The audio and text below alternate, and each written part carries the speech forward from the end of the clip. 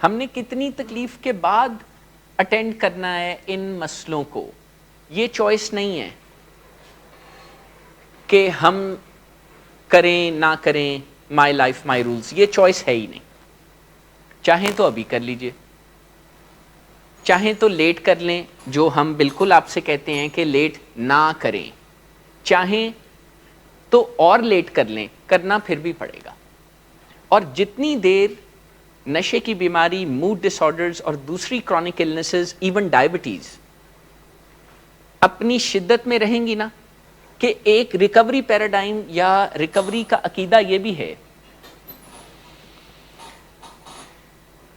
کہ مجھے اپنی النس کو اٹینڈ کرنا ہے, ریکوری میں جانا ہے, اور کوئی راستہ نہیں ہے. کیونکہ یہ عقیدہ آپ کو بہت بودر کرتا رہا ہے کہ چھڑ دیاں گا نشہ, چھڑ ہی دینا ہے, پر حالی کچھ عرصہ ہور نشہ کرن دے وچ کی حرج ہے. ہم آج کے دن اس موضوع پہ بات کرتے ہیں نا کہ ریکوری کی کون سی عادتیں یا سوچیں ہوتی ہیں اور ریلیپس کی کون سی عادتیں اور سوچیں ہوتی ہیں. تو میں یہ عرض کر رہا تھا کہ یہ جو ڈیفائنس ہے یہ ریلیپس کی عادت یا سوچ ہے, لیکن اصل میں یہ مسئلہ ہوتا ہے کہ سربراہ کو سربراہ نہ سمجھنا, علاج کو علاج نہ سمجھنا,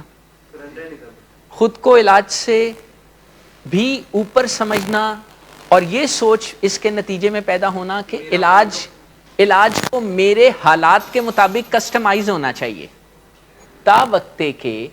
آپ ان فیکٹرز کا جو ڈسٹرکٹیو امپیکٹ ہے اس کو سمجھ لیں, اس کے بعد یہی کام آپ خود کرنے لگیں گے.